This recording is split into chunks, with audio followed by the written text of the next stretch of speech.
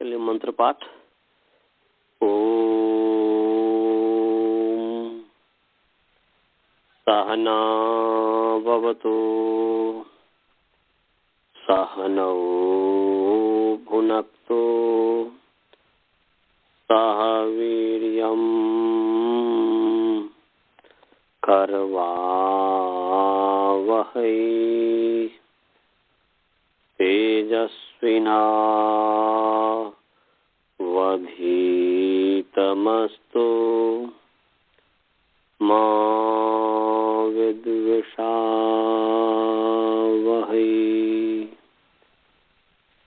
ओम शांति शांति शांति। सभी को सादर नमस्ते। आइए आप सभी का तत्समवृत्ति कक्षा में स्वागत है।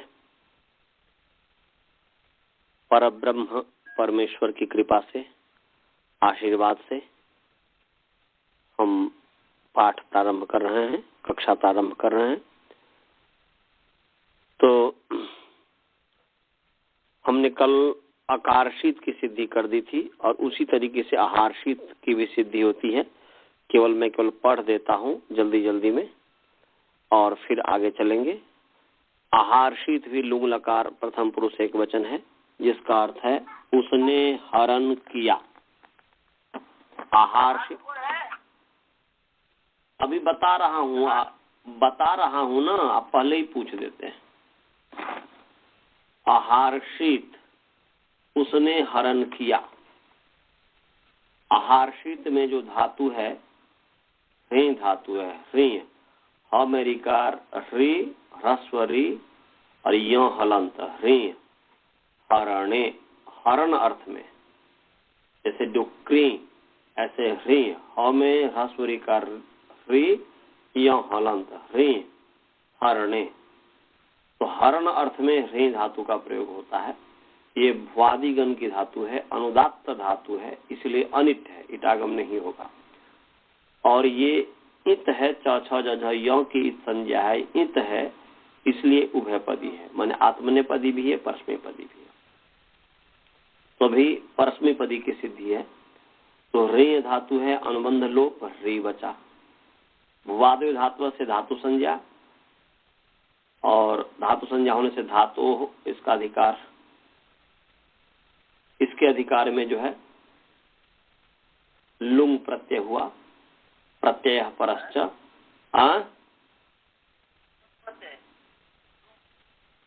लुंग नहीं तो कौन सा क्या होगा बताइए। जब मैं बोल रहा हूँ कि अकारशीत के तरह ही है, जब आहारशीत है तो इसमें क्या कौन सा विशेष चीज है कि जो फिर पूछा जा रहा है। लुंग प्रत्यय है। जहां नहीं, यदि कोई विशेष बात है, एक तो केवल मैं लोगों के लिए जो भी व्यक्ति इसमें सुनेगा उसके सुविधा के लिए केवल मैं जो है यहाँ पर उसको बोल रहा हूँ। बोलने की कोई जरूरत नहीं है, कोई आवश्यकता नहीं है, क्योंकि जब हमने आकारशीत को सिद्ध कर दिया तो आहारशीत को सिद्ध करने का कोई मतलब ही नहीं होता। परंतु तब भी मैं ये कर रहा हूँ इसलिए कि आप दोबारा फिर सुनेंगे या कोई भी दुनिया के लोग सुनेंगे जिनको इच्छा होगी ये करने की, तो वो एक ही चीज को बार बार मतलब अलग अलग रूप में सुनेंगे तो उनको पक्का हो जाएगा। बस इतना ही केवल मेरे मन में भावना और कुछ नहीं है। तो री धातु से लुंग प्रत्यय हुआ। लुंग प्रत्यय परश्च, अनुबंध लोप ल हो गया, री ल हो गया। अब किस अर्थ में लुंग प्रत्यय हुआ? तो लह कर्मणि च भावे चा कर्म के भ्य, लकारा सकर्म के भ्य धातुभ्य कर्मणि चात कर्तरी, अकर्म के भ्य धातुभ्य भावे चात कर्तरी। लकार जो है सकर्मक धातु से कर्म में और कर्ता में, और अकर्मक धातु से भाव और कर्ता में होते हैं। कर्ता क्या है? स्वतंत्र कर्ता। तो री ल यहाँ पर कर्ता अर्थ में है। उसके पश्चात फिर जो है इसी अवस्था में लावस्था में ही जो है ल को मान करके हरि की अंग संज्ञा कीजिए और अटागम कर दीजिए। तो यस्मात् प्रत्यय विधि प्रत्यंगम अंगस्य और लुंग लंग रिंग छुदात से अटागम। कहाँ हो? आद्यंतो टकतो पित कितो यशुक्तो तस्य क्रमाद आद्यंतावयवोस्तः। टित और कुत जिसको कहा है उसका आद्य टित आद्यवयव और कित अंतावयव होता है क्रम से, तो आदि में बैठ गया। तो अ रि ल, लस्य का अधिकार चला, उस लस्य के अधिकार में तिप्त जी से तस्थ में बसमस्ता तमझा था सा थाम दो बिन मही मही। फिर इसकी विभक्ति संज्ञा विभक्ति च, फिर जो है विभाग पद विभाग लह परस्मै पदम तंगनवात्मे पदम, फिर पद नियम शेषात कर्तरि परस्मै पदम, फिर पुरुष विभाग तिंगस त्रीणि त्रीणि प्रथम मध्यमोत्तमा, और पुरुष नियम युष्मद्युपपदे समानाधिकरणे स्थान पे मध्यमा अस्मदुत्तम शेषे प्रथमा। तो यहाँ पर शेषे प्रथमा है। हमने शेष क्या चीज है, इसीलिए हमने उन दोनों सूत्रों को कह दिया। युष्मद्युपपदे समानाधिकरणे स्थान पे मध्यमा और अस्मदुत्तम। फिर जो है वचन नियम तान्यक वचन विभाग तान्यक वचन द्विवचन बहुवचन अन्यकशः, और वचन नियम द्विवचनिक वचने बहुशु बहुवचनम। अब जो है अरितिप हो गया, अनुबंध लोप हो गया, अरिति हो गया। फिर जो है इतस्त से ई का लोप हो गया, तो अरित हो गया। अब अरित इस स्थिति में त को मान करके रि की जो अंग संज्ञा यहाँ पर की आवश्यकता ही नहीं है, सीधे चिलिलुंगी धातु भुवादि धातु से धातु संज्ञा कर लीजिए, और चिलिलुंगी लुंग के परे रहते धातु से परे चिली प्रत्यय हो गया। धातु क्या? तो भुवादि धातु। फिर चिले सिच धातु से परे चिली के स्थान में सिच होता है, धातु क्या? भुवादि धातु। तो अरि सिच त अनुबंध लोप अरि स। अब इसके इस स्थिति में जो है स को मान करके रि की अंग संज्ञा है, इसलिए आर धातु का सिर बलादे से इटागम प्राप्त है। एकाच उपदेश से इटागम निषेध हो गया, अनिट है। और फिर जो है त को मान करके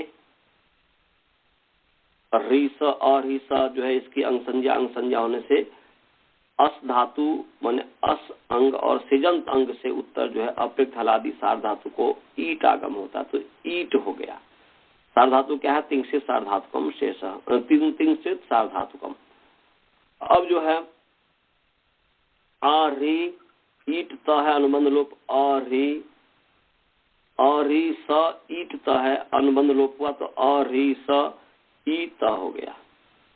अब इस त को मान करके स को मान करके अंग संज्ञा, इसलिए सिचि अंग संज्ञा होने से यस्मात् प्रत्यय विधिसाधित प्रत्यंगम से अंग संज्ञा हुआ। फिर अंगस्य का अधिकार चला, उस अंगस्य के अधिकार में सिचि वृद्धि परस्मै पदेषु सिचि पड़ता इगंतस अंगस अंतस स्थाने वृद्धि भवती। परस्मै पद परक सिच के परते इगंत अंग के अंतिमल के स्थान में वृद्धि होती है। तो वृद्धि क्या है? वृद्धि राधिच आय का नाम वृद्धि है। तो स्थानांतरतम जब करेंगे तो मिलता ही नहीं है स्थान, इसलिए पूर्ण रपरा ये परिभाषा है कि रिवर्ण के स्थान में जब ही अण हो तो आ ऐ औ ये अण है, तो वह रपर होकर के ही प्रयुक्त होगा।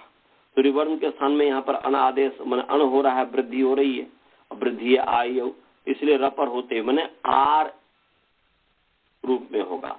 क्योंकि आयु में अण जो है यहाँ पर अण जो लिया गया है औ उन वाला अण लिया गया है, पर वाला नकार नहीं लिया गया, पूर्व वाला नकार। तो माने रिवर्ण के स्थान में अण, तो माने अ ई उ में से कोई हो, तो आ जो है अ का ही भेद है, तो आ तो आर रूप में प्रयुक्त होगा। तो अब आर जब हमने कर दिया तो ऋतु रसामूर्धन्या ऋतु रसामूर्धन्या अकूप सन्या कंठ्या यदि तो कंठतालव्यो तो कंठोष्टो, तो यहाँ पर जो है मूर्धा स्थान वाला है, इसलिए आर हो गया, तो हो गया हार, अहार त इत। अब इस स्थिति में अहार त इत, अब आदेश प्रत्यय हो, तो इन और कवर्ग से उत्तर जो है आदेश रूप सकार और प्रत्यय के अवयव जो सकार है उसको मूर्धन्य होता है, तो मूर्धन्य हो गया। तो आहार आदेश प्रत्यय बने हो गया, तो इन और कबर के उत्तर संहिता विषय में है, इसलिए संहिता किसका नाम है? तो पर सन्निकर्ष संहिता, संहिता में है। और अब जो है इन और कबर के सूत्र मूर्धन्य आदि सूत्र। मूर्धन्य क्या है जी? रिटर साहब मूर्धन्य त्रिवर्ण टबर ग्रे पर शकार, ये मूर्धन्य वर्ण है। तो स्थानांतर तम से स के स्थान पर क्या हो? मूर्धन्य तो री भी है, टू भी है, रेफ भी है, शकार भी है, क्या हो? तो फिर जो स्थानांतर तम करेंगे, स्थानांतर तम करने से फिर जो है कीजिए तो लृत प्रसादंत्या, ईषद विवृत करना ऊष्माण, विवृत करना स्वरा, स्पृष्ट करना स्पर्शा, ईषद स्पृष्ट करना अंतस्था। तो यहाँ पर स जो है, स का जो है आप जो देखेंगे तो स का दंत स्थान है और मूर्धन्य स का मूर्धा स्थान है, इसलिए इसमें हो नहीं रहा। तो अब गुण के आधार पर करेंगे। स्थान कृतांतर से ये समान नहीं हुआ, तो गुण कृतांतर से आप आगे स्थानांतरों पर पढ़ेंगे कि 4 प्रकार के आंतर्य होते हैं, माने सदृशतम होता है। तो ये गुण कृतांतर्य तो क्या है? ऊष्म वर्ण जो है ईषद विवृत वाला है, ऊष्म वर्ण जो है ईषद विवृत वाला है। ईषद विवृत करना है ऊष्माण, और फिर विवृत करना स्वरा, और स्वर वर्ण जो है विवृत आभ्यंतर प्रयत्न जो उसका होता है वह विवृत प्रयत्न वाले होते हैं।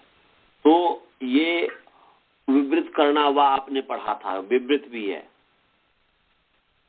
फिर जो है अब ये करेंगे स्पर्श वर्ण जो होता है, स्पृष्ट करना स्पर्शा। स्पर्श जो है काव्य में आपसाना स्पर्शा, ककार से लेकर के मकार पर्यंत तक जो है ये स्पर्श वर्ण है। तो री हो गया। हाँ, अब जो है इसमें ईषद स्पृष्ट करना अंतस्था, अंतस्थ वर्ण जो है यर लव जो है ईषद स्पृष्ट करना है। तो स जो है ईषद विवृत है, और मूर्धन्य जो श है वह भी ईषद विवृत है, इसलिए स के स्थान पर श हो जाएगा। री टू रेफ में से कोई भी नहीं होगा, क्योंकि मिल ही नहीं रहा है उससे, इसीलिए यहाँ पर स के स्थान पर श हो गया। तो अहार श ईत और अचिन्ह प्रजम आहार शीत बन गया, ये सिद्ध हो गया। समझ में आ गया सभी को जी? हाँ जी। ये वाला री जो है तो कैसे खत्म हुआ? आर कैसे हुआ? अच्छा जी, री वाला आर कैसे हो गया? कल भी तो आकाशित में भी यही बात थी। माने री के स्थान पर जो है जब वृद्धि होगी तो वृद्धि क्या है? आ अयो का नाम वृद्धि है ना जी। तो क्या री के स्थान पर आ अयो में से कोई भी हो सकता है क्या?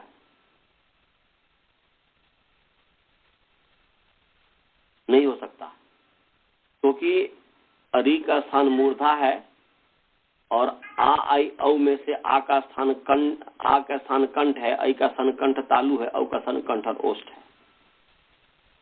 तो हो ही नहीं सकता कि हो सकता है?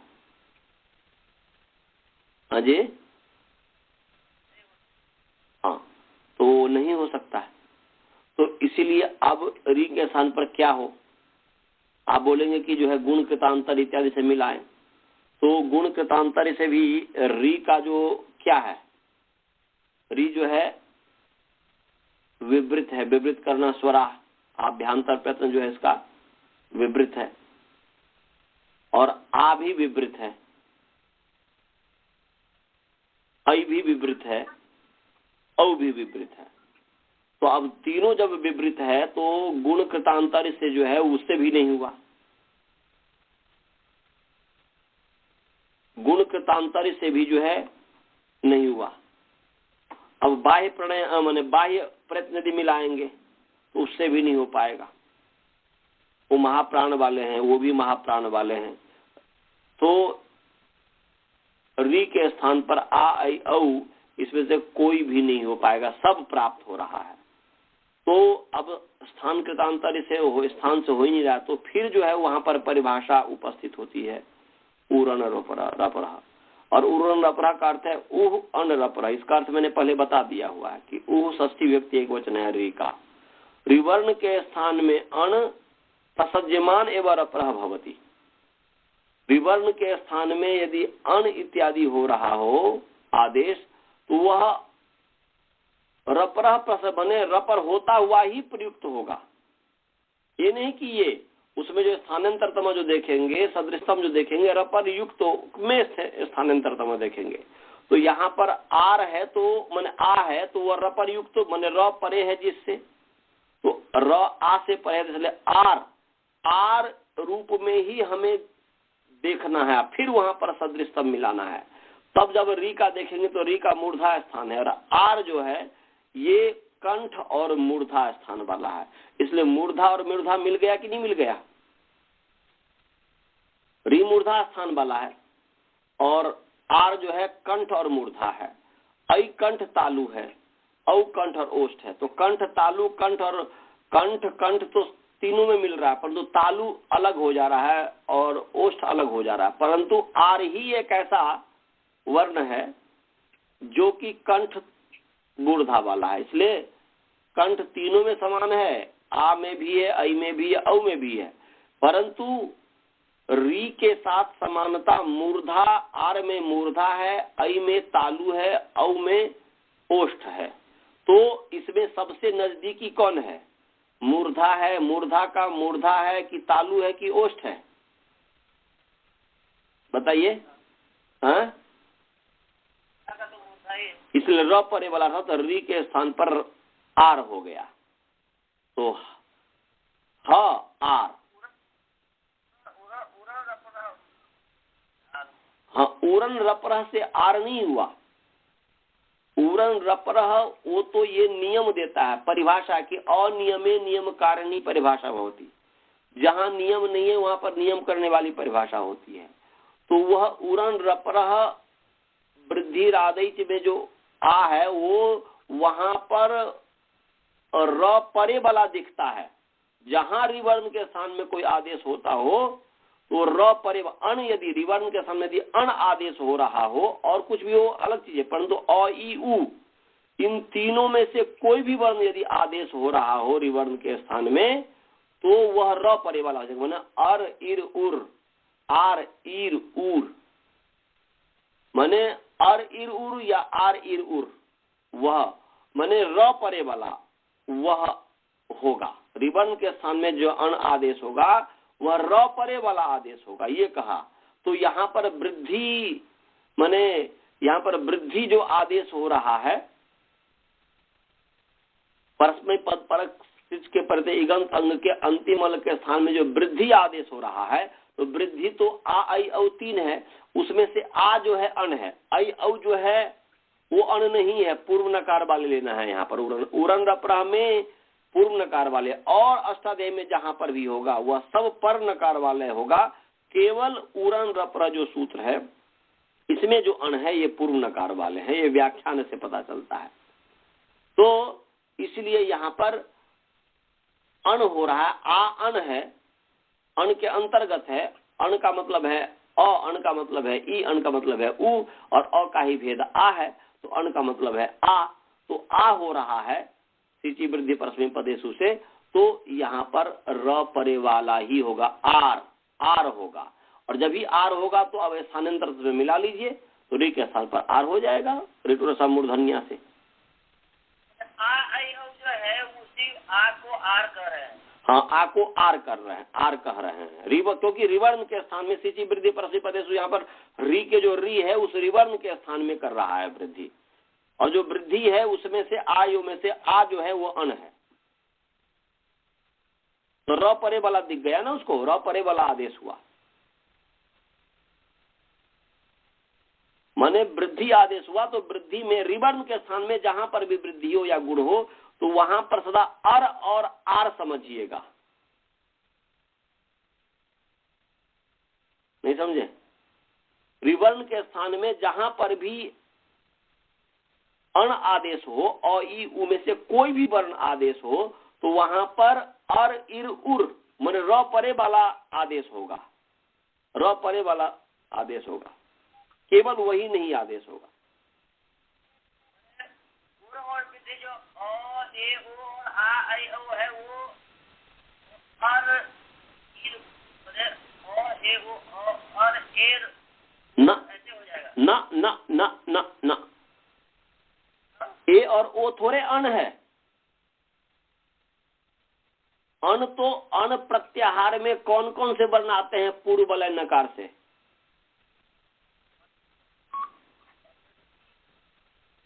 तीन ही वर्ण आते हैं ना जी, अ ई उ, तीन ही वर्ण आते हैं ना।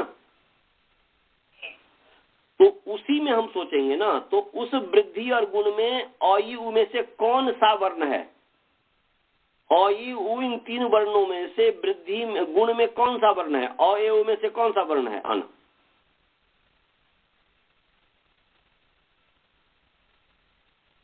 बताइए।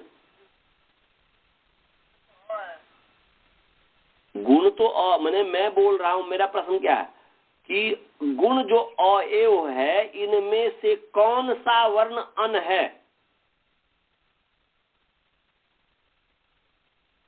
किसका नाम अ ई उन में, मैंने क्या बोलते हैं, अ ए ओ, इन तीन वर्णों में से कौन किस वर्ण का नाम अन है?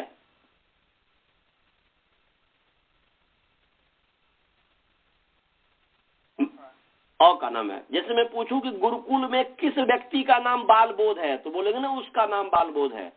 तो ऐसे ही मैं पूछ रहा हूं कि अ ई उ जो तीन वर्ण हैं, मैंने अ ए ओ जो ये गुण है, इन गुण वाले जो तीन वर्ण हैं, इनमें से कौन सा वर्ण है जिसका नाम अण है? अ का, अकार का नाम अन है, ए ओ का नाम नहीं है। ऐसे ही वृद्धि आदैच में चलिए, आदैच में आ यौ में से तीनों वर्णों में से कौन सा वर्ण है जिसका नाम अण है? आकार। बोलिए भाई जी। आ आई औ इन तीन वर्णों में से कौन सा वर्ण है जिसका नाम अण है? भेद होने से आ ही हुआ। हाँ, तो आ ही होगा, अयौ तो होगा ही नहीं। तो यहाँ पर उड़न रप्रकता के रिवर्ण के स्थान में जब अण हो, माने अ ई उ में से कोई भी हो, रिवर्ण के स्थान में जब कोई भी आदेश हो अ ई उ में से, या तो अ हो, माने अवर्ण हो, अ के जो 18 भेद हैं वो, या ई के जो 18 भेद हो वो आदेश हो, या उ के जो 18 भेद हो वो आदेश हो, तो वह आदेश र परे वाला होगा। अर, आर, इर, ईर, उर, ऊर, अ के जो 18 भेद है उसमें सब में र र र र सब में लिख दीजिए।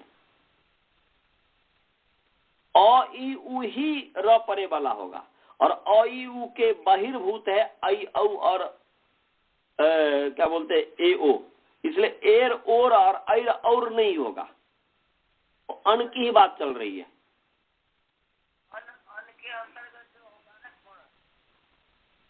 अन के अंतर्गत जो भी वर्ण होगा, तो अन के अंतर्गत कितने वर्ण हैं? तीन ही तो वर्ण हैं,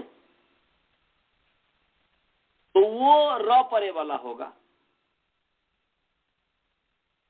तो अदेंग गुण से जो गुण हुआ, गुण जब आदेश किया जाएगा तो गुण में कौन सा वर्ण अण है, तो ये ढूंढेंगे। तो अकार जो है वो अण है, इसलिए अकार र परे वाला होगा। एकार ओकार थोड़े होगा, एकार ओकार थोड़े अण है। नहीं समझ में आया? ऐसे ही वृद्धि आदेश, जब वृद्धि, यहाँ सिचि वृद्धि परस्मै पदेशु सब जब वृद्धि आदेश हो रहा है, तो यहाँ पर आ अयो में से कौन सा वर्ण अण है? आ है, आ है, इसलिए आ को र परे वाला करना है, न कि अयर औ को। समझ गए? हाँ भाई जी। री का जो री था वो आर बन गया, री ही आर बन गया, री ही आर बन गया, री ही आर बन गया। समझ में आ गया? हाँ भाई जी। हाँ, तो इसलिए आहार शीत बन गया, इसमें तो और कोई विशेष ही नहीं। आगे चलें? कोई पूछना है कुछ जी कि आगे चलें? किसी को कुछ पूछना है स्काइप में या कॉन्फ्रेंस कॉल में? नहीं जी। चलिए अब आगे चलते हैं। इसके बाद है अपाठित। क्या है?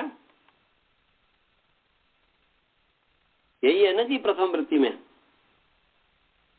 अपाठित। अकार्षित आहार्षित हमने बना दिया। अब जो है अपाठित, इसके मूल उदाहरण जो है वृद्धिरादेश का क्या उदाहरण है?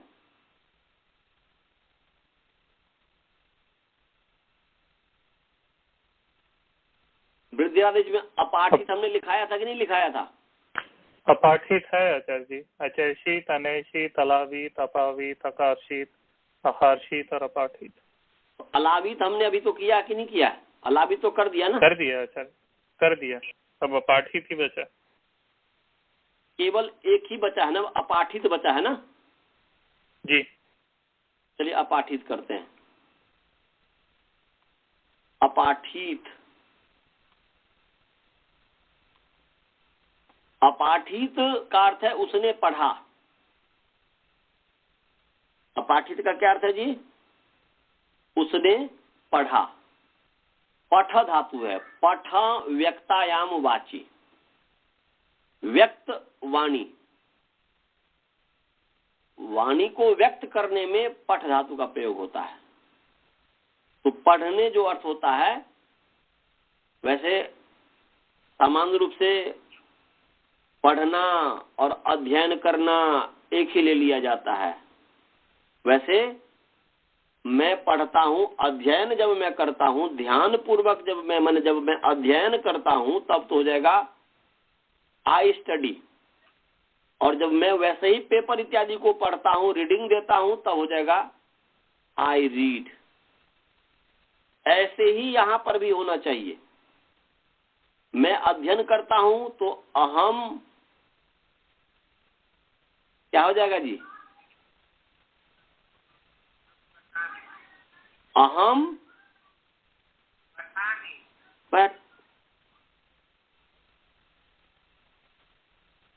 बोलो, अहम अधीये, ये होगा ना जी? क्या होना चाहिए? मैं अध्ययन करता हूं तब क्या होना चाहिए? हो जाएगा। नहीं, फिर मेरे बातों को नहीं समझे। चलिए आप लोगों ने, अनंत जी आप समझ रहे हैं? अनंत जी? आचार्य जी समझ रहा हूँ आचार्य जी। मैं क्या कहना चाह रहा हूँ समझ में आ रहा है? अधीत जी, अधीये, वो अधीत जो है उसका रूप चलेगा। धीरे अधि से अधिया से अधिये अधीये जी, उसका रूप चलेगा जब जी अहम अधीये। आप लोग समझ रहे हैं जी स्काइप में? माने रीड में और स्टडी में क्या भेद है, कौन बता सकता है? रीड में तो पूरा अटेंशन नहीं होता। व्यक्तवाणी है, वो परस्मै पद और आत्मनेपद वो दोनों हो सकता है। नहीं, मैं वो नहीं करना चाह रहा हूँ, वो भी नहीं कहना चाह रहा हूँ। मैं आई एम रीडिंग और आई एम, दोनों में क्या वाक्य में अंतर है? अंग्रेजी आ सकता है। रीड मतलब ऐसे कैजुअली कुछ भी पढ़ लेना, मतलब उसमें जैसे अखबार पढ़ लिया या कोई ऐसे ही पढ़ लिया। किसी स्टडी का मतलब हो गया पूरा ध्यान लगा के। हाँ, उसमें उतना अटेंशन की बात नहीं होती है, बस वैसे जैसे अखबार पढ़ लिया अटेंशन होता है, ठीक है। अखबार जैसे समाचार जानने के लिए अखबार पढ़ लिया, वैसे ही कोई कहानी की पुस्तक पढ़ ली हमने, वैसे ही जो है नॉवल पढ़ लिया, तो ये सब के लिए रीड का प्रयोग होगा, वहां उसके लिए स्टडी का प्रयोग नहीं होगा। स्टडी का प्रयोग तो उसी के लिए होता है जो है कोई एक, मतलब जो है कि एक कोई, जैसे मान लीजिए कोई साइंस को पढ़ रहा है, कोई मैथ पढ़ रहा है, कोई ग्रामर पढ़ रहा है, माने जो कुछ निर्माणात्मक बात कर रहा है, माने जिससे व्यक्ति का समझिए कि पृथ्वी से लेकर के परमेश्वर पर्यंत पदार्थ को जान करके उसके उपकार लेने की बात कर रहा है, उसमें जब ये कर रहा है, उसमें ध्यान लगा रहा है, तो उसमें जब ध्यान लगा के पढ़ा तो उसमें स्टडी का प्रयोग होगा। और सामान्य रूप से पढ़ने में जो है वो रीड का प्रयोग होता है। I am reading the newspaper, मैं न्यूज़पेपर पढ़ रहा हूं। ये नहीं कहेंगे कि माने यदि वैसे भी यदि आप साइंस इत्यादि को भी यदि एक सामान्य रूप से वैसे ही आलोडन कर रहे हैं, इधर से उधर केवल ना माने पढ़ रहे हैं, गंभीरता पूर्वक आप नहीं पढ़ रहे हैं। गंभीरता पूर्वक जब पढ़ा जाता है तो उसके लिए स्टडी का प्रयोग होता है, और जो वैसे ही ऊपर ऊपर से पढ़ा जाता है उस तरीके से उसमें रीड का प्रयोग होता है। ऐसे ही यहाँ पर होना चाहिए कि बस वो जो से व्यक्तवाणी को व्यक्त कर रहा है केवल, तो वो अहम पठामी सह पठती, ये होना चाहिए मेरे दृष्टि में। और मैं अध्ययन करता हूं तो आप लोग जैसे अभी पढ़ रहे हैं, अब इसमें से मुझे नहीं पता कि आप लोग पढ़ रहे हैं कि अध्ययन कर रहे हैं। हम आप लोगों को जो पढ़ा रहे हैं वो मैं अध्ययन के रूप में पढ़ा रहा हूं कि जिससे कि आप को जो है कुछ ये हो। और यदि वैसे ही सोचते होंगे कि भाई जो ठीक है आचार्य जी पढ़ा रहे हैं, हमें तो एक मौका मिल गया है कि वो पढ़ा रहे हैं इसलिए हम भी सुन ले रहे हैं, इस रूप में पढ़ रहे हैं, तो उससे तो कोई लाभ होना नहीं है। परंतु है कि बस वो रीडिंग हो रहा है, वो फिर वो अध्ययन नहीं हो रहा, उसमें अधि का प्रयोग नहीं होगा। तो अस्तु, चलिए तो यहाँ पर पठ धातु पर हम चलते हैं। पठ धातु का ये था कि पठ व्यक्तायाम वाची, व्यक्त वाणी अर्थ में है। ये भुआदि गण की धातु है। कौन सी धातु है जी? और उदात्त धातु है। कौन सी धातु है? उदात्त धातु है। इसका मतलब क्या हुआ? सेट है ये। उदात्त का मतलब इट सहित है, इसमें इट अगर जैसे अलावित की सिद्धि किए थे तो उदात्त धातु है। और ठकार उत्तरवर्ती जो आकार की संज्ञा होगी वह उदात्त की, उसमें उदात्तित माने धातु उदात्त है और ये उदात्तित भी धातु है। तो उदात्तित होने से क्या लाभ हुआ? एक है उदात्त, पकारोत्तरवर्ती जो आकार है पठ में वह है उदात्त, और ठकारोत्तरवर्ती जो आकार है वह है उदात्तित। उदात्त होने से तो लाभ हुआ, सेट हो जाएगा, इटागम हो जाएगा। और उदात्तित होने से क्या लाभ हुआ? हमने पीछे पढ़ाया हुआ है, उभयपति होगा। हाँ जी, उदात्तित होने से परस्मय पद में ही रूप चलेगा। Very nice. उदात्तित होने से परस्मय पद में ही रूप चलेगा, इससे लाभ हुआ। भाई जी समझ में आ रहा है? उदात्तित होने से परस्मय पद में ही रूप चलेगा, ये लाभ हुआ। तो ये परस्मय पदी धातु है, इसका मतलब ये हुआ। तो पठ है, अनुबंध लोप किया, पठ हो गया। अनुबंध लोप माने समझ गए ना भाई जी? अनुबंध लोप माने समझ गए ना जी? ठकारोत्तरवर्ती जो आकार, हम यहाँ अनुबंध लोप कर रहे हैं, परंतु आप लोगों को जब विचार करेंगे तो उस किस सूत्र से इसकी संज्ञा हुई और फिर लोप हुआ तो वो विचार कीजिएगा। जैसे ठकारोत्तरवर्तीकार उपदेश जो नाश का इत से हुआ, उसका उपदेश जो नाश से संज्ञा हुई।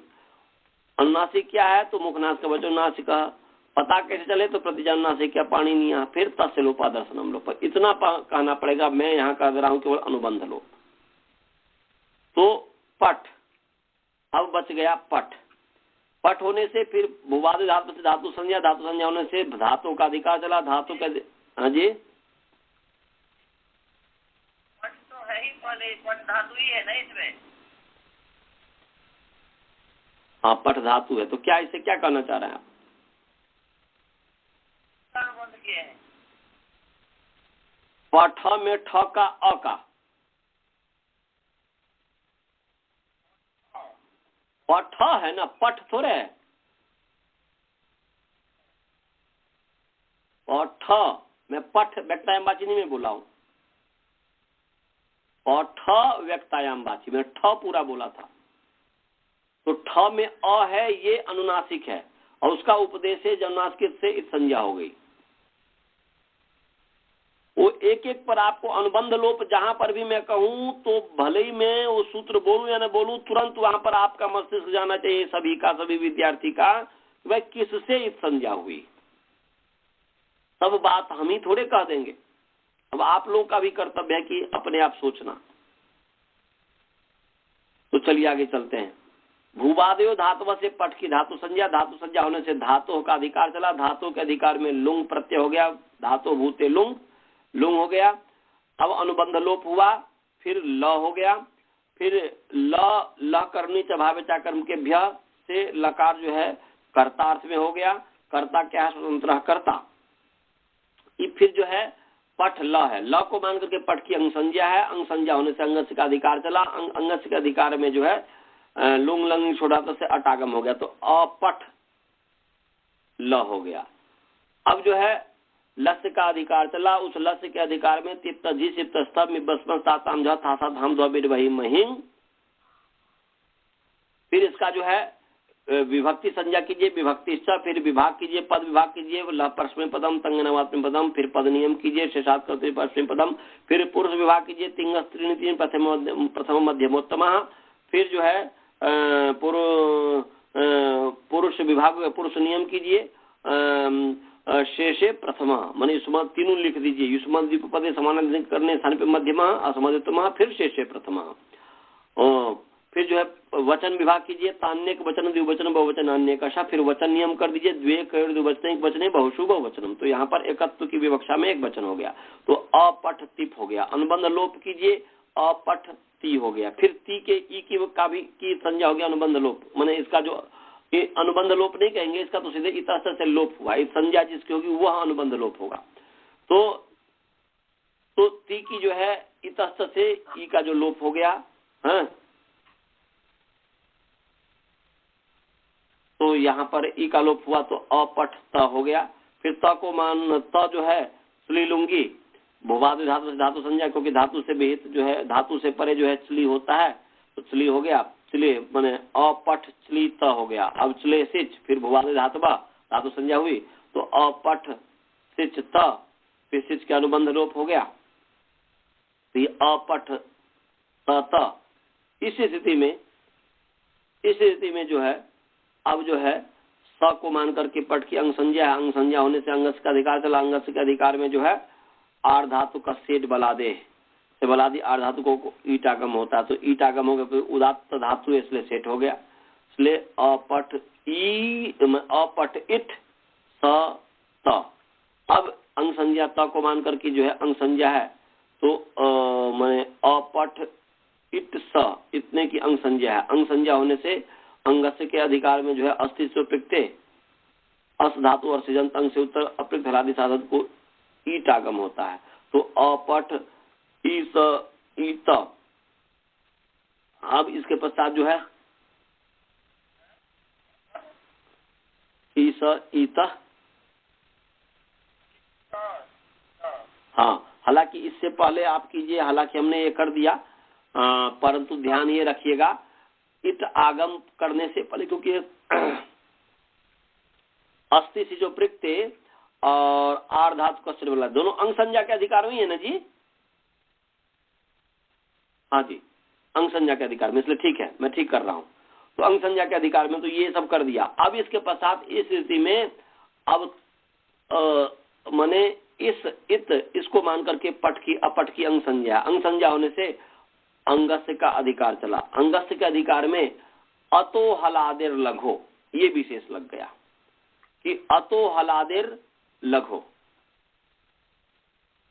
निकालिए जी अतो हलादेर लघो, बस इसमें यही एक विशेष सूत्र लगा और कुछ नहीं लगा। निकालिए अतो हलादेर लघो। अतो हलादेर लघु सप्तम अध्याय तृतीय पाद का है ना जी, सिचि वृद्धि परस्मै पदे दूसरे पाद का 7वां नंबर सूत्र। हाँ, तो जी दूसरे पाद का 7वां नंबर सूत्र है, निकाल लीजिए।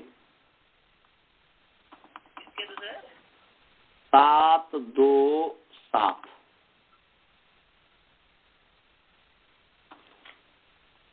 7 2 7। हाँ, 7 2 7। इसमें हमारे और ईट तो नहीं होगा ना इसमें? क्यों नहीं होगा? क्यों नहीं होगा? अभी मैंने क्या कहा था? अभी तो मैंने इट भी कर दिया, ईट भी कर दिया, आर्धात के साथ बलादे भी लगा दिया और अस्तित्व प्रत्यय भी लगा दिया। दोनों लगा दे तो कैसे नहीं होगा? ईट, तो से पहले इट हो गया और तो से पहले ईट हो गया, तो हो गया अपठ ई स ई त। कैसे नहीं होगा? हमने तो बोल दिया था। ये समझ में आ गया भाई जी? अब चलिए अतो हलादेर लगो। अतो हला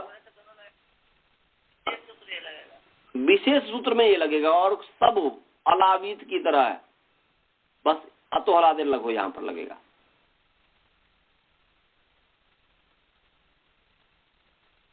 तो उससे पहले ये भी विचार कर लें कि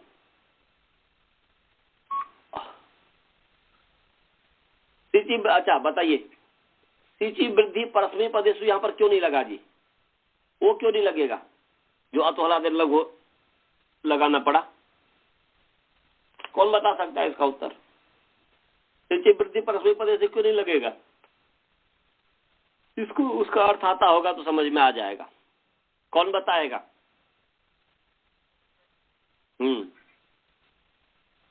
अंत में स्वर वर्ण नहीं है। नहीं, वो रहता तो लग जाता। अंग के अंत में होता है तो उसकी वृद्धि होती है। कल्पना कीजिए, सपोज दैट उपदा में है, उपदा में है, इसीलिए सूत्र को लाना पड़ता है। नहीं, यदि मान लीजिए एक मान लेता हूं कि वो अंत में है और यदि अंत में हो जाए तो लग जाएगा। हाँ, अच्छा, वृद्धि हो जाएगी। सिची वृद्धि परस्मय पदेशु से हो जाएगी। चलिए अनंत जी आप बताइए, हो जाएगी? इगंतस्य अंग के अंतस्य हल के स्थान में होगी ना आचार्य जी? तो ये इगंत होगा क्या यदि अंत में अ हो जाएगा? तो अ एक है क्या? नहीं है। हाँ, ये इसका उत्तर है कि भाई इगंत नहीं है। अ भले ही हो अंत में तब भी नहीं लगेगा। सिची वृद्धि परस्मय पदेशु वहीं लगेगा जहां इगंत हो, ई उर इलरी हो, और वो अ होगा तो नहीं लगेगा। ये समाधान होना चाहिए। गुणवृद्धि परिभाषा ना? हाँ, वो परिभाषा उपस्थित हो जाती है जी। चलिए जी, अतो हलादेर लगो। अतः भाई जी आप समझ गए? सिची वृद्धि परस्मय पदेशु क्यों नहीं लगा इसमें? क्योंकि इगंत नहीं है।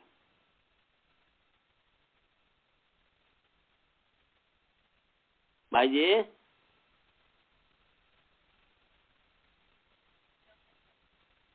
नहीं समझे? इसका मतलब है कि सिची वृद्धि परस्मय पदेशु का अर्थ नहीं आता है। मैंने इतना बताया कि सिच धातु माने परस्मय पद परक सिच के परिवर्ते इगंत अंग को वृद्धि होती है। माने ई उ री में से कोई भी वर्ण अंतावयव हो तो। पठ में ठ इक है क्या? पठ में ठ जो हलंत है वो इगंत है क्या? वो तो ठकारांत है। तो वैसे ही नहीं घटेगा सिची वृद्धि परस्मय पदेशु। अभी भी नहीं समझ में आया? तो इसमें है ही ना। सिच, केवल सिच रहने से काम चल जाएगा? केवल सिच रहने से काम चल जाएगा कि सिच के साथ साथ इगंत भी होना चाहिए? हाँ जी, हेलो, अभी थोड़ा उसको काटिए ना, मोबाइल को काटिए, जो कर रहा है उसको काट दीजिए, बाद में कर लीजिएगा। मैं ये कह रहा हूं कि परस्मय पद परक सिच परे रहते वृद्धि होती है, इगंत को वृद्धि होती है ना जी। वृद्धि करने में क्या क्या निमित्त है? एक इगंत होना चाहिए, परस्मय पद परक सिच होना चाहिए। तो ये परस्मय पद परक सिच तो है अपाठित में, परंतु पठ इगंत नहीं है, इसलिए यहाँ पर सिचि वृद्धि परस्मय पदेशु नहीं लगेगा। हाँ जी। अब वो इत से वो पठी हो जाता है। हाँ ठीक है। तब हम पठी को वो इकार को इगंत कह सकते हैं। इगंत कर सकते। बहुत सुंदर। इसका मैं समाधान बताता हूँ। भाई जी समझ में आया कि पठ जो है इगंत नहीं है कि है, इसलिए सिचि वृद्धि परस्मय पदेशु वहां पर घटेगा, लगेगा ही नहीं, छुएगा ही नहीं। वो तो केवल वैसे मैं आपको ये करने के लिए समझा रहा हूँ, बता रहा हूँ। और ये मिलके ये हो जाएगा यार पठेर। अरे वाह, उसकी कौन सी बड़ी बात हो गई। अभी मैं जो बोल रहा हूँ उतना समझ में आया कि नहीं? पठ ई छोड़ दीजिए। मैं बोल रहा हूँ कि पठ इगंत है कि ठकारांत है। तो ठकारांत है तो इगंत है ही नहीं। इक माने ईउरी, न इकारांत है, न उकारांत है, न रिकारांत है, कुछ भी नहीं है, न रिकारांत है, इसलिए इगंत नहीं है, इसलिए इसको वृद्धि नहीं होगी सिचि वृद्धि परस्मय पदेशु से। समझ में आ गया? हाँ अच्छा जी। अब वासुदेवन जी की शंका है कि ठीक है इगंत या नहीं है, परंतु वो जो इटागम हुआ है तो ई यदि ठ में मिला दे तो पठी बन गया। क्या बन गया जी? मने अपठ ई स ई त, ये स्थिति है ना जी? जी। तो अपठ ई स ई त ये स्थिति है। इसमें से ये करें, वासुदेवन जी कह रहे हैं कि ई को हम ठ के साथ मिला देंगे, अब तो इगंत हो गया। प्रश्न समझ में आया भाई जी? हाँ जी आ गया सर जी। तो इसका उत्तर वसुधा बहन जी बताएगी। बोलिए जी, इसका उत्तर हमने बता दिया हुआ है।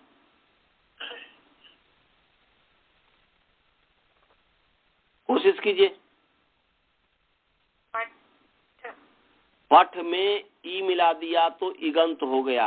इन्होंने कहा है इगंत हो गया। इसको कहते हैं हेत्वाभास। इसको कहते हैं न्याय दर्शन की भाषा में क्या कहते हैं जी? हेतु नास्ति। माने हेत्वाभास मतलब हुआ कि हेतु की तरह लगता है, आभास होता है, हेतु की तरह आभास होता हो, उसको कहते हैं हेत्वाभास। तो ये न्याय दर्शन की भाषा में हेत्वाभास है, जो इन्होंने अभी जो वासुदेवन जी ने बताया है। तो मैंने जो हेतु दिया है, तो इसका उत्तर क्या है? ये सबको हमने बताया हुआ है, सब जानते हैं वैसे आप लोग, बस उधर ध्यान नहीं गया आपका। आप बता सकते हैं? नहीं। अच्छा आप नहीं बता सकते। अनंत जी आप बता सकते हैं? नहीं आचार्य जी, ध्यान में नहीं आ रहा है। वो ये रूल होगा कि अंतरंग और बहिरंग का कोई है, वो याद नहीं आ रहा ठीक से मुझे। वो नहीं है कि पहले कौन सा लगेगा? वो नहीं है। राजभल्ला जी आप बता सकते हैं? तरह का प्रत्यय है, धातु तो पठ है ना।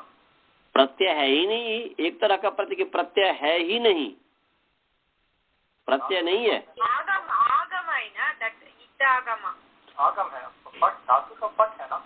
हाँ तो धातु के पट होने से क्या? वासुदेवन जी की शंका ये है, हेतु ये है कि ई को जब ठ को ई में मिला दिया अचिन्हम पर जब तो पठी बन गया, अपठी बन गया, तो अपठी होने से यहाँ पर ई को वृद्धि हो जानी चाहिए ना, इगंत अंग तो मिल जाएगा, तो सिचि वृद्धि परस्मय पदेशी हो जाएगी।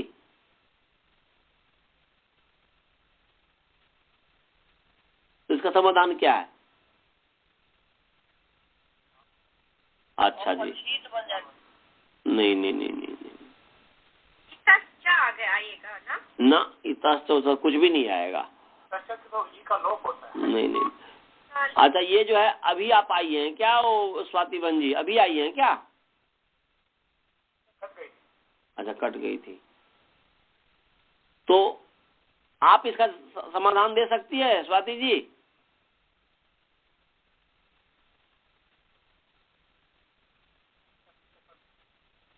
कटी तो नहीं है। चलिए जी, इसका अब हम समाधान देते हैं। चलिए, आप लोग को सबको आता है, बताइए। बोलिए जी। बताइए कि इत आगम किसको हुआ है?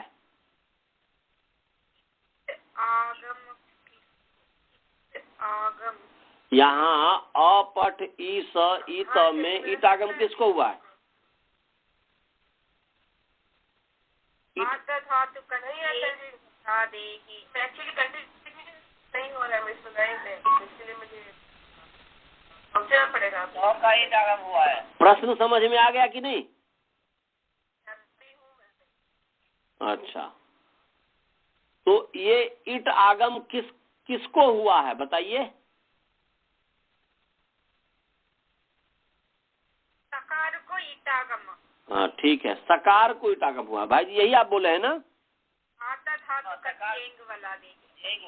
तो जिसको आगम होता है उसका वह अवयव होता है कि किसका अवयव होता है? यदागम सद्गुणी भूता सद्ग्रहण गृह्यते। आपने आद्यंतो तक तो पढ़ा है कि टित कितो यशोक्तो तस्य क्रमात् आद्यंता अवयवस्तः। टित और कृत जिसके स्थान पर कहा है, जिसको कहा है क्रम से, उसका आदि अवयव अंत अवयव होता है। तो ई किसका अवयव है? हाँ जी, स का अवयव है। और स क्या है? प्रत्यय है। अंग संज्ञा किसको मान करके होता है? तो यहाँ पर जब स का अवयव ई है तो उस प्रत्यय के परे रहते पठ की अंग संज्ञा है ना जी। और जब ई कर देंगे इसमें, ई हो ही नहीं सकता कभी, क्योंकि ई ठ का अवयव कैसे बनेगा? अवयव तो स का है और स प्रत्यय है, तो प्रत्यावयव जब हुआ है तो उस प्रत्यय को मान करके ही तो अंग संज्ञा हुई है। जबकि करा इगंत अंग, क्या ई जो है ठ के साथ ई जोड़ भी देंगे तो क्या कभी वह अंग बन पाएगा? वासुदेवन जी समझ में आ रहा है? कभी तो क्या कभी भी ठ के साथ ई जोड़ भी देंगे तो क्या ई कभी इगंत अंग बन पाएगा?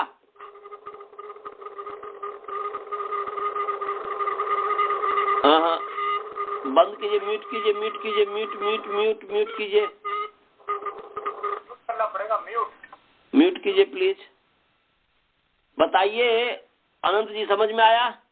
कभी ये आ गया सर जी। हाँ जी समझ में आ गया। ई वो सा के साथ है तो प्रत्यय का भाग हुआ तो वो कभी अंग तो बन ही नहीं सकता। कभी अंग बन ही नहीं सकता, जबकि इगंत अंग को करता है वो। क्यों?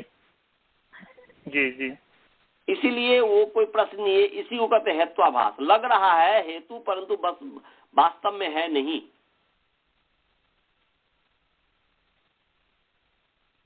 तो अब आगे चले जी। हाँ, तो अतो हलादेर लघु। अतः षष्ठी विभक्ति एक वचन है। तकारांत पुंलिंग शब्द षष्ठी विभक्ति एक वचन। हलादे है इकारांत पुंलिंग हलादी शब्द षष्ठी विभक्ति एक वचन। लघो उकारांत पुंलिंग लघु शब्द षष्ठी विभक्ति एक वचन। अतः भी षष्ठी है, हलादे भी षष्ठी है, लघु भी षष्ठी है। समझ में आया जी? भाई जी समझ में आ गया? अतः षष्ठी विभक्ति एक वचन है, हलादे षष्ठी विभक्ति एक वचन है, लघु षष्ठी विभक्ति एक वचन है। सब पुंलिंग है। एक तकारांत है, एक इकारांत है, एक उकारांत है। समझ में आ गया? जल्दी जल्दी चलिए, इसको आज समाप्त करना है, थोड़ा समय लूंगा। भाई जी समझ में आया? आगे चलें? समझ में आ तो बोल दिए कीजिए ना। हाँ, जब मैं 2-3 बार पूछ रहा हूँ तो सुन नहीं रहा हूँ मैं। अब जो है आगे समास हलादे है, हलादे में समास है हल आदि यस्य स हलादि। क्या है? हल आदि यस्य स हलादि। हल आदि अवयव है जिसका, उसको हलादि कहेंगे। हल आदि अवयव है जिसका, उसको हलादि कहेंगे। समझे? ये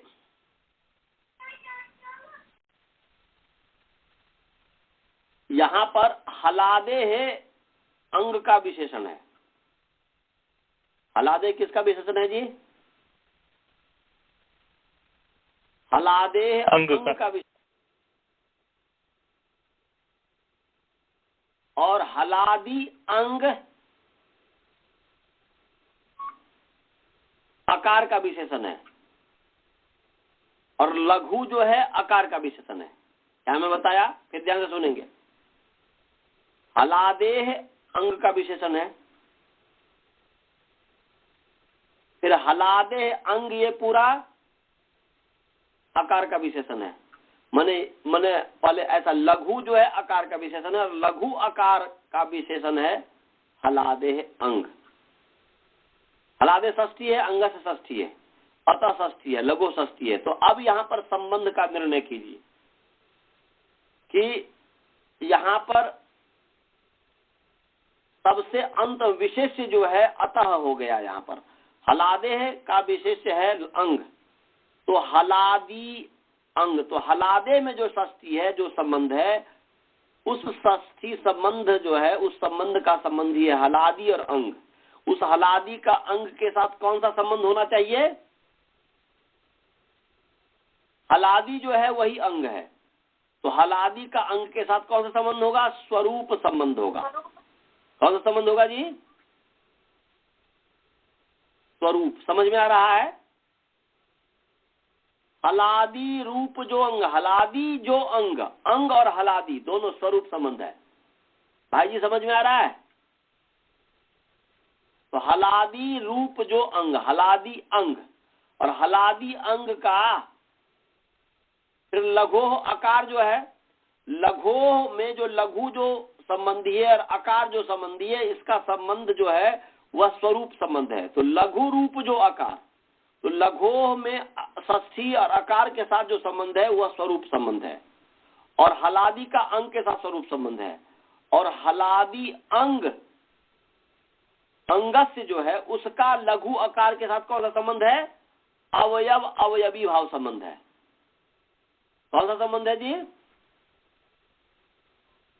अवयव अवयवी भाव संबंध हो गया। तो क्या अर्थ हो गया? हलादी अंग के अवयव लघु आकार के स्थान में। क्या अर्थ हो गया जी? अतः में जो षष्ठी है, अतः में जो षष्ठी है वह षष्ठी स्थान षष्ठी है। तो अर्थ हो गया हलादी रूप अंग के अवयव लघु रूप आकार के स्थान में। ये अतो हलादे लघु और अंगस की अनुवृत्ति जो आई, इसका इतना अर्थ हुआ। इतना सभी को समझ में आ गया कि नहीं समझ में आया? आ गया सर। हलादी रूप अंग के अवयव लघु रूप आकार के स्थान में, ये अर्थ हो गया अतो हलादे लघु। इतने मैंने अंगस्य को ला करके। समझ गए?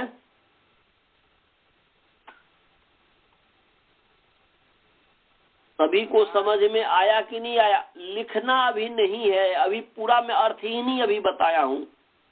अभी समझना है, अभी लिखना नहीं है। कोई भी अभी लिखेंगे नहीं, अभी समझेंगे। मैं बोल रहा हूं कि हलादी रूप अंग, हलादी का अंग के साथ स्वरूप संबंध है, इसलिए मैं हलादी रूप कहो या सीधे हलादी अंग कहो।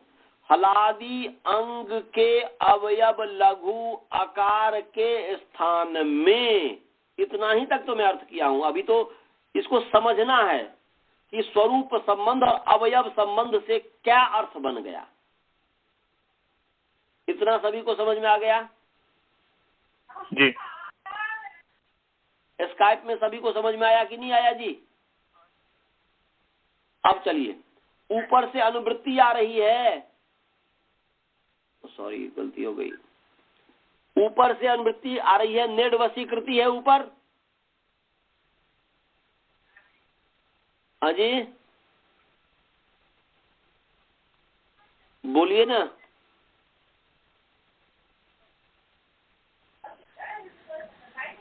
देख रहा हूँ सर जी। नीचे है इसके नीचे सूत्र है। तो नेड वशीकृति इसके नीचे है सर जी। अच्छा, इसके ऊपर वहां से पढ़िए तो सिचि वृद्धि परस्मै पदेशु से पढ़िए तो। सिचि वृद्धि परस्मै पदेशु अतोल्वान्तस्य वदव्रज हलन्तस्याचः नेति ण्यन्तक्षण स्वस जागृ निष्वेदिता रुके रुके रुके, नेटी है ना? विभाषा। रुके, नेटी है ना जी? हाँ नेटी है तो जी। नेटी जी की अनुवृत्ति आइए। ठीक है। मैं अपकर्षण का हूँ। 8 है, 7 to 8 है नेड वशीकृत। नहीं तो मैं गलत बोल दिया मैं मुख से। मैं बोल रहा हूँ नेटी है ना इसके ऊपर? जी नेटी ऊपर में है। ऊपर 7 to 3 4 सूत्र ऊपर है। तो उसे नेटी की अनुवृत्ति ले आइए ना, मैं बोल रहा हूँ। हाँ नेटी। हाँ आगे ले आए, 9 और 80 की अनुवृत्ति ले आए। ले आए कि नहीं जी भाई जी? समझ में आ रहा है? किसकी अनुवृत्ति आएगी? नेटी की अनुवृत्ति आएगी। और माने चौथा और सिचि वृद्धि परस्मै पदेशु से जो है पूरे सूत्र की अनुवृत्ति आ जाएगी।